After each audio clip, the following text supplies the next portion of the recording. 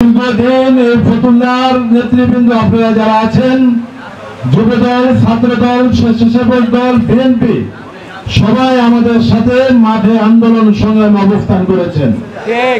সেই জন্যই নারায়ণগঞ্জে যতগুলো আপনার থানা আছে তার ভিতরে সর্বোচ্চ সবসময় ফতুল্লা থানা বিএনপি এবং অঙ্গ সংগঠনকে জেলার নেতৃবৃন্দরা আপনার সবসময় তাদেরকে মূল্যায়ন করে থাকেন। আমি আপনাদের দৃষ্টি আকর্ষণ করে বলতে চাই, আমাদের পূর্বের অনেক বক্তা বলে গিয়েছেন যেখানে যেন কোনোভাবে আওয়ামী লীগের দোসররা সদস্য হতে না পারে। এটা আমাদের সবার কথা, কিন্তু আপনাদের সবার সহযোগিতা করতে হবে, আপনাদের চিহ্নিত করতে হবে যে এইখানে অন্য কেউ কোনো সদস্য হয় কিনা। আপনার শুধু আওয়ামী লীগের দোসর না, আমাদের বিএনপির ভিতরে বিগত দিনে অনেক নামধারী বিএনপি আছে যারা আপনার 15 বছর বাসায় ঘুমিয়েছিলেন, আন্দোলনের শুনে দেশের বাইরে অবস্থান করেছেন।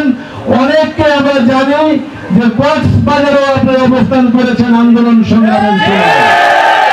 আমরা এই নবায়ন এবং নতুন সদস্য সংগ্রহ করার সময় আমরা সেদিকে খেয়াল রাখতে চাই যেন কোনো হাইব্রিড বিএনপির নেতা আপনার যেন সদস্য সংগ্রহ না করতে পারে। তাই সেই দিকে আপনাদের সবার খেয়াল রাখতে হবে, কারণ আপনারা ফতুল্লার যে নেতা কর্মীরা আছেন বিগত দিনে আন্দোলন সংগ্রামে নিজের জীবন বাজি রেখে মাঠ পর্যায়ে আপনারা আন্দোলন করেছেন আমাদের সাথে।